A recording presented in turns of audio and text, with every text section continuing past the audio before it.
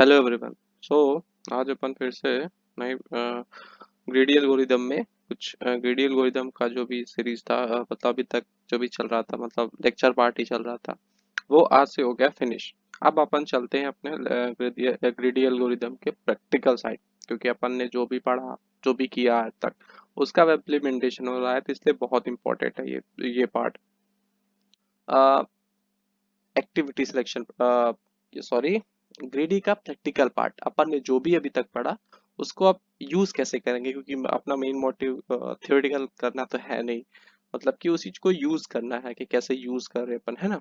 तो सबसे पहले अपन आ जाते हैं एक्टिविटी सिलेक्शन प्रॉब्लम के साथ। पहली प्रॉब्लम है, ठीक, अच्छी लगी प्रॉब्लम, इसलिए मैंने इसको पहले पिक कर लिया और काफी फेमस है, तुम में से कई लोगों ने सुना भी होगा। अब एक्टिविटी सिलेक्शन प्रॉब्लम में ये जो तीन तीन प्रॉब्लम तुमको दिख रही हैं, अगर तुमने एक्टिविटी सिलेक्शन प्रॉब्लम को कर लिया, अच्छे से कर लिया, ये तीन प्रॉब्लम तुम्हारे हाथ से कहीं नहीं बच के गई हैं। ये तीन प्रॉब्लम तुम 101% कर लोगे। अच्छा, मैं इसमें अब ये तीन प्रॉब्लम मैंने क्यों ऐड की और प्रॉब्लम क्यों नहीं ऐड की? भाई बहुत सारी एक्टिविटी सिलेक्शन से रिलेटेड प्रॉब्लम हो सकती हैं। ये प्रॉब्लम मैंने इसलिए ऐड की कि जैसे मैंने अभी प्रैक्टिस किया, तो मैंने जैसे अभी 1 या 2 दिन से शायद ग्रीडी का सीरीज नहीं आ रहा है, तो इस बीच टाइम में मैंने कितने सारे क्वेश्चन को कंपाइल किया है और ये किया है कि हर एक जो एक क्वेश्चन में तुम्हें एक्सप्लेन करो, तो वो सिर्फ पर्टिकुलर एक क्वेश्चन ना हो, उस क्वेश्चन से कम 6 से 7 क्वेश्चन बना सको एट लीस्ट।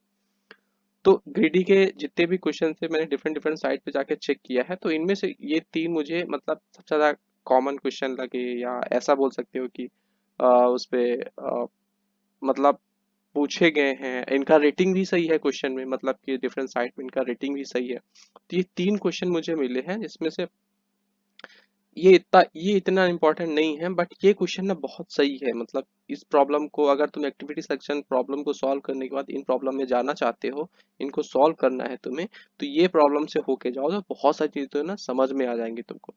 इसलिए मैंने इसको लिया first number problem. Second number problem meeting and room, सबको पता होगा ये प्रॉब्लम क्या है, कैसी है ना। आधो को तो पता होगा कि activity selection meeting room problem similarly solve होती है। थर्ड प्रॉब्लम है नॉन ओवरलैपिंग इंटरवल्स। ये तुम्हें कई बार ना इंटरव्यू में, मतलब कि प्लेसमेंट वाले जो एग्जाम होते हैं, कोडिंग कॉन्टेस्ट होते हैं, पूछी ही गई है भाई। अगर तुम्हें ग्रीडी उसमें यूज किया उसने तो पूछी ही गई है, ठीक है। तो आज अपन यूज सेलेक्ट करके लाए हैं एक्टिविटी सिलेक्शन प्रॉब्लम, है ना। अच्छा, ये प्रॉब्लम तुम क्या करना है कि जैसे मैं अभी ग्रीडी पढ़ा रहा हूँ ना, तो ग्रीडी के लिए तो प्रॉब्लम सही है। फ्यूचर में जब मैं अभी डीपी पढ़ाऊंगा, तो डीपी में भी सेम प्रॉब्लम यूज होगी, तो मैं क्या कर लूंगा कि ये प्रॉब्लम तो अपने पास पहले से है, तो इनका मैं सिंपल डायरेक्ट तुम्हें सोल्यूशन बता दूंगा कि कैसे सॉल्व करते हैं। इसके अलावा तुम डायरेक्ट जो डीपी के प्रॉब्लम्स है, तो और मैं डिफरेंट प्रॉब्लम बताऊंगा, जिससे अपन ज्यादा से ज्यादा अपना प्रॉब्लम कवर कर सके, ठीक है ना। तो सारे प्रॉब्लम का अगर हो सके तो तुम कहीं पे भी लिस्ट बना लो, या कोई दिक्कत नहीं है, डिस्क्रिप्शन में जाना, वहाँ पे एक लिंक दी हुई है, वहाँ पे मैं प्रॉब्लम की सारी लिस्ट बना दूंगा, ठीक है। साथ में डेली के नोट्स भी तुम्हें डिस्क्रिप्शन से मिल जाएंगे। तो चलो, बहुत सारी बकबक हो गई, और अभी अपन स्टार्ट करते हैं कि जो अपना आज का काम है। तो आज अपन स्टार्ट करने वाले हैं डन एक्टिविटी सिलेक्शन प्रॉब्लम में। तो सबसे पहले अपन थोड़ा सा प्रॉब्लम समझ लेते हैं। अगर जैसे बहुतों को पता है, जैसे किसी को अगर कोई भी मान लो नहीं पता है तुम्हें, तो प्रॉब्लम कुछ इस तरह है, समझ लो कि तुमको ना गिवन है, सिमिलर लग रहा है दोनों, ये ठीक है। जैसे तुमको गिवन है, कुछ एक्टिविटीज गिवन है, ये एक्टिविटीज है 1 2 3 4 5 6। अब तुमको इनमें से क्या ये फाइंड आउट करना है कि हम कितनी एक्टिविटी परफॉर्म कर सकते हैं, कितनी एक्टिविटी परफॉर्म नहीं कर सकते। इसमें कॉन्स्टेंट्स क्या होते हैं कि तुम कोई भी एक्टिविटी को ओवरलैप नहीं कर सकते। ओवरलैप से मतलब मेरा इस तरह देखो कि जैसे तुम हाँ, ओवरलैप से मतलब तुम इस तरह देखो, जैसे तुम्हारे पास 0 और 6 है, मतलब तुमने नंबर 2 की एक्टिविटी 0 से स्टार्ट की और 6 में जाके खत्म की, तो इस बीच तुम कोई भी एक्टिविटी नहीं कर सकते हो, है ना। कोई भी एक्टिविटी नहीं कर सकते हो, मतलब अगर तुम 0 से 6 के बीच तुमने स्टार्ट की, तो तुम ये एक्टिविटी नहीं कर सकते हो, ये एक्टिविटी भी नहीं कर सकते हो, और ये एक्टिविटी भी नहीं कर सकते हो, है ना। तो मतलब 3 एक्टिविटी तो नहीं कर सकते हो, तो बची कितनी? 3 बची। यानी अब ये एक्टिविटी अगर तुमने चूज की तो तुम ये एक्टिविटी तुमने चूज की तो 3 एक्टिविटी तुम नहीं कर सकते हो। बची ये 3 एक्टिविटी। अब इनमें से तुम्हें चूज करना है कौन सी करना है कौन सी नहीं करना है। अब अगर मान लो सेकंड में तुमने फर्स्ट नंबर की एक्टिविटी चूज की, तो फर्स्ट एक्टिविटी चूज की तो 6 और 9 चूज की, तो ये 8 9 भी नहीं कर पाओगे।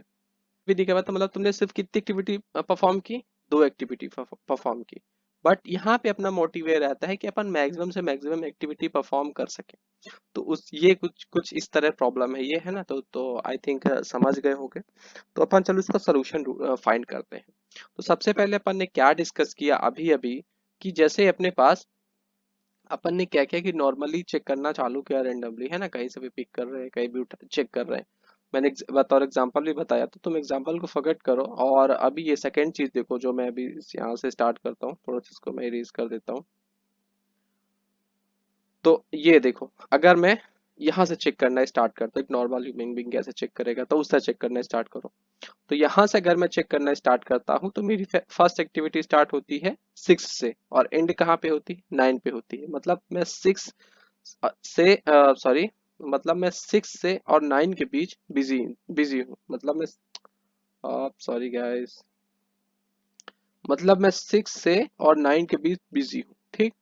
अब इस पूरी प्रॉब्लम में जितनी भी प्रॉब्लम 6 से 9 के बीच में है, वो मैं नहीं कर सकता हूँ, क्योंकि मैंने और एक कॉन्सेप्ट और चीज देखो, है ना, 6 के बीच कोई प्रोसेस वो नहीं कर सकता हूँ। और एक चीज और देखो कि मैंने 6 से स्टार्ट ही किया है। अगर 6 से स्टार्ट किया तो मैं प्रीवियस भी नहीं जा सकता टाइम पे, है ना, क्योंकि करंट सिचुएशन है ना। अभी देखो वो टाइम मशीन वाला नहीं देखो कि टाइम मशीन का यूज करके प्रीवियस चले गए टाइम में, वैसा कुछ नहीं है। तुम करंट 6 से ही स्टार्ट किए तो तुम ये पहली सबसे पहली बात तो ये वाली तो परफॉर्म ही नहीं कर सकते, क्योंकि वो 6 से पहले है ना, है ना। और दूसरी बात कि वो 9 से पहले भी खत्म हो रही है ना। फिर ये भी नहीं परफॉर्म कर सकते, ये भी नहीं कर सकते, ये भी नहीं हो पाएगी तुमसे, और ये भी नहीं हो पाएगी। तो क्या तुम एक ही मतलब उसको एक्टिविटी को परफॉर्म करने के लिए आए हो। और और इस तरह देखो तो ये क्या ऑप्टिमल सोल्यूशन है, ये क्या सही सोल्यूशन है, बिल्कुल नहीं है सही सोल्यूशन। इसके लिए अपन ग्रेडी एल्गोरिदम यूज करेंगे। अब चलो इसमें चेक करते हैं ग्रेडी एल्गोरिदम कैसे यूज करेंगे। ग्रेडी एल्गोरिदम की सबसे पहली स्टैंडर्ड लाइन क्या होती है कि करंट वाली जो सिचुएशंस होती है उनमें सबसे बेस्ट सोल्यूशन निकालता है। अच्छा तुम इसमें देखोगे इसमें तुम्हें सबसे बेस्ट सोल्यूशन क्या लग रहा है, तो एक आइडिया निकल के आता है कि आइडिया कुछ ऐसा है कि अगर तुम सबसे जो प्रोसेस सबसे कम टाइम ले रही है, जो प्रोसेस सबसे पहले खत्म हो रही है, उस प्रोसेस को तुम सबसे पहले कर लो, उसके बाद उसके आगे की फिर आगे की फिर आगे की। मतलब एक असेंडिंग ऑर्डर में प्रोसेस अगर फिनिश टाइम उनका एक असेंडिंग ऑर्डर में हो, तो पहली बात तो उनको फाइंड करना सिंपल होगा, है ना। और दूसरी बात, तुम ज्यादा से ज्यादा प्रॉब्लम इस तरह में सॉल्व कर पाओगे। एग्जाम्पल ऐसे देखो कि सपोज करो तुमने एक प्रॉब्लम 1 से 2 के बीच में की है, तो नेक्स्ट प्रॉब्लम तुम अवेलेबल कब होगे, 3 से ऑनवर्ड अवेलेबल होगे। मतलब है तो तुम 2 में खत्म किए प्रॉब्लम, तो तुम 3 से आगे कोई भी प्रॉब्लम हो वो तुम अवेलेबल हो उसको करने के लिए। बट सेम प्रॉब्लम अगर तुम पहले जाओ 0 से 1 के बीच में, तो कि इस प्रॉब्लम को तुम करने के लिए अवेलेबल बिल्कुल नहीं हो, क्योंकि तुम अब तो तुम 2 में जाके खड़े हो गए, अब टाइम से पीछे तो जा नहीं सकते हो, है ना। तो इसलिए तुम ये प्रॉब्लम तो तुम जो 3 है उसको सॉल्व करने के लिए अवेलेबल हो। आइडिया यहाँ से आता है। अब आइडिया क्या है कि फर्स्ट आइडिया क्या है कि अगर अगर इसको मैं कुछ इस तरह बना लूं, किस तरह बना लूं, एक सेकंड दिखाता हूं, इस तरह बना लूं, और इस तरह, अगर मैं इसको इस तरह बना लूं, तो आए क्या अपन सॉल्व कर सकते हैं, चलो चेक करते हैं। तो सबसे पहले अपन आए फर्स्ट प्रोसेस को चेक करने के लिए। फर्स्ट प्रोसेस में अपने को कितना टाइम लगा, 1 से 2, 1 से 2 के बीच अपन प्रॉब्लम को सॉल्व कर रहे हैं, ठीक। अब चेक करो अगर अपन फर्स्ट से 1 से 2 सेम प्रॉब्लम ही है, उसको मैंने बस थोड़ा सा चेंज किया है, प्रोसेसेस के बीच चेंज किया है, ठीक ना। थोड़ा सा मुझे यहाँ करने में गलती हो गई है, उसके लिए सॉरी। बट ये गलत हो गया थोड़ा सा चेक करने में, किया टाइम गया, बट उसको भी फॉरगेट करो। तो यहाँ देखो मैंने प्रोसेस को क्या कर दिया है कि आगे पीछे थोड़ा सा कर दिया है ना, डिफरेंट डिफरेंट वर्क्स को आगे पीछे कर दिया है। तो यहाँ देखो सबसे पहले अपन 1 और 2 को जो है तो एग्जीक्यूट करने आए, ठीक। 1 और 2 को अपन सॉल्व करने आए, ठीक। 1 और 2 को अपन ने सॉल्व कर दिया। मैं 1 से लेके 2 तक पहले बिजी था, ठीक। अब 2 में मैं खत्म हो गया, मतलब कि 2 के बाद अब मैं फ्री हूँ। तो अब नेक्स्ट प्रोसेस पे जाते हैं, जो कि नेक्स्ट प्रोसेस ये है।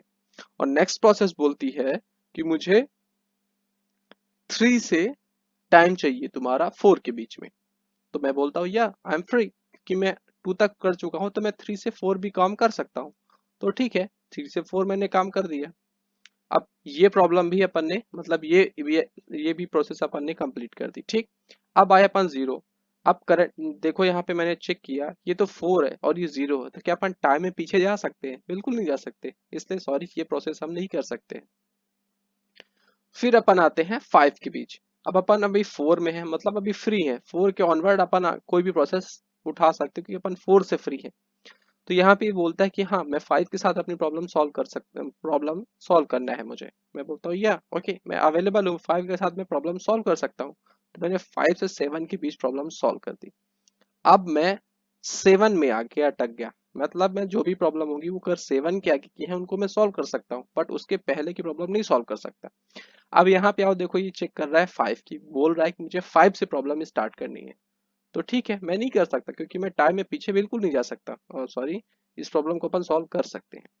ये बोलते हैं कि मैं टाइम से पहले के नहीं जा सकता, इसलिए प्रॉब्लम सॉल्व नहीं कर सकता। अपन आते हैं हम नेक्स्ट प्रोसेस में। तो यहाँ देखो ये 8, ये बोल रहा है कि मुझे 8 से और 9 के बीच टाइम चाहिए। तो अपन बोलते हैं कि ठीक है, क्योंकि अपन 7 में फ्री हो गए, तो अपन 8 से जो है तो 9 के बीच प्रॉब्लम सॉल्व कर सकते हैं। यहाँ पे देखो अपन ने कितनी सारी प्रॉब्लम सॉल्व की, 4 सॉल्व की। और यहाँ ऊपर देखो अपन ने दो, मतलब जितने भी अपना मतलब माइंड हो सकता था सारी की सारी यहाँ पे लगा दी। तो बट जो करंट सिचुएशन है उसमें तो अपन सिर्फ एक ही सॉल्व कर रहे हैं। इससे पहले जो थी उसमें एटलीस्ट अपन 2 सॉल्व तो कर ही ले रहे थे, बट अभी अपन ने जो टेक्निक यूज की उसमें से अपन 4 प्रॉब्लम सॉल्व कर पा रहे हैं। बस अपन ने क्या किया कि इसको कैसे भी करके इस तरह चेंज कर दिया। अब यहाँ पे देखो ग्रीडी कैसे यूज हो रहा है, और मैंने कैसे जाना कि ये ग्रीडी ही यूज करेगा। तो ग्रीडी में तुम वो 2 लाइन पढ़ो जहाँ पे भी मैंने अपन ने लेक्चर पे किया था कि ग्रीडी चॉइस प्रॉपर्टी और ऑप्टिमल सबस्ट्रक्चर। तो ग्रीडी चॉइस प्रॉपर्टी में देखो कि सबसे पहले ग्रीडी चॉइस प्रॉपर्टी ये करता है कि जो फर्स्ट होता है उस पे अपन ग्रीडी लगाते हैं, ठीक। तो फर्स्ट फर्स्ट में तो ग्रीडी आई थिंक हर जगह लग ही जाता है, क्योंकि देखो 1 से 2 के बीच अपन प्रॉब्लम सॉल्व कर सकते हैं। अभी 1 से 2 का टाइम अपने पास है, तो अपन 1 से 2 की प्रॉब्लम सॉल्व कर सकते हैं, ठीक है, ग्रीडी में कर सकते हैं, है ना, क्योंकि सिंगल ही चॉइस है, अपन अपन कर भी सकते हैं इस प्रॉब्लम को, ठीक, ग्रीडी। सो ये जो रिमेन प्रॉब्लम हो गई, ये नेक्स्ट पार्ट के लिए अपन ने भेज दी, ठीक। थोड़ा सा मैं, हाँ, नेक्स्ट पार्ट के लिए मैंने ये रिमेन प्रॉब्लम भेज दी। अब नेक्स्ट पार्ट में इस पार्ट को भी देखो, क्या ये ग्रेडी से सॉल्व हो सकता है? क्योंकि अपन 2 के बाद अवेलेबल है और ये 3 और 4 के लिए चेक कर रहा है, तो अपन अवेलेबल है, हाँ, अपन ग्रीडी के साथ इस प्रॉब्लम को भी सॉल्व कर सकते हैं। तो यहाँ से देखो कि ये ऑप्टिमल सबस्ट्रक्चर बन रहा है, अपन ने इस तरह पूरी प्रॉब्लम सॉल्व की है ना, आगे ये सारी प्रॉब्लम सॉल्व की, तो ये एक ऑप्टिमल सबस्ट्रक्चर बन रहा है और इसको कंबाइन किया है, इसलिए अपन इस कंक्लूजन पे निकल के आ रहे हैं कि हाँ, इस पे अपन ग्रीडी लगा सकते हैं।